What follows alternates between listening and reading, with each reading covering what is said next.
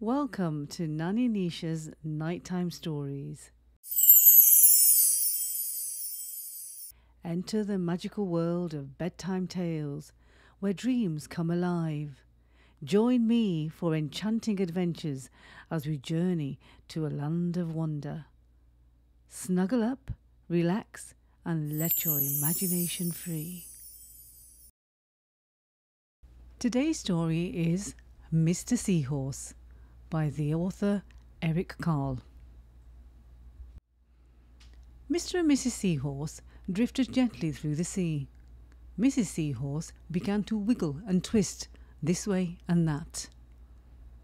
"It's time for me to lay my eggs," she said. "Can I help?" asked Mr. Seahorse.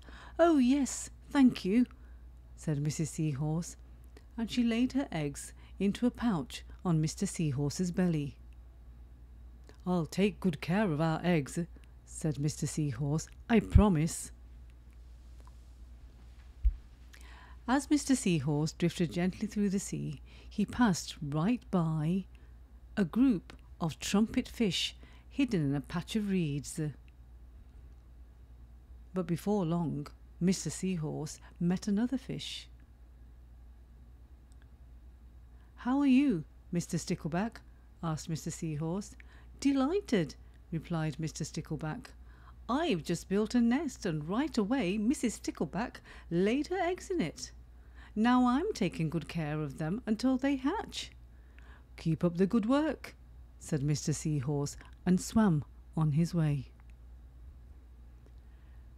As Mr. Seahorse drifted gently through the sea, he passed right by a lionfish hidden behind a coral reef. But before long, Mr. Seahorse met another fish. "How are you, Mr. Tilapia?" asked Mr. Seahorse. Mr. Tilapia couldn't answer. His mouth was full of eggs. I know," said Mr. Seahorse. "Mrs. Tilapia has laid her eggs. Now you are taking good care of them until they hatch." Mr. Tilapia nodded his head. "You must be very happy," said Mr. Seahorse, and swam on his way.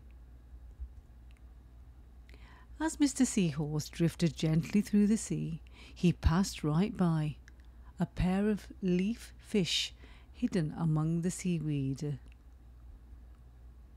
But before long, Mr. Seahorse met another fish.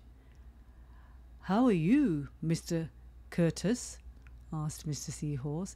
"Perfectly fine," replied Mr. Curtis. "Mrs. Curtis has laid her eggs and I have stuck them on my head. Now I am taking good care of them until they hatch." "You are doing a good job," said Mr. Seahorse, and swam on his way. As Mr. Seahorse drifted gently through the sea, he passed right by a stonefish hidden behind a rock. But before long, Mr. Seahorse met another fish. "How are you, Mr. Pipe?" asked Mr. Seahorse. "Couldn't be better," replied Mr. Pipe. "Mrs. Pipe has laid her eggs along my belly. Now I am taking good care of them until they hatch." "You should feel proud of yourself," said Mr. Seahorse, and swam on his way. But before long, Mr. Seahorse met another fish. "How are you, Mr. Bullhead?" asked Mr. Seahorse. "Tip-top," replied Mr. Bullhead.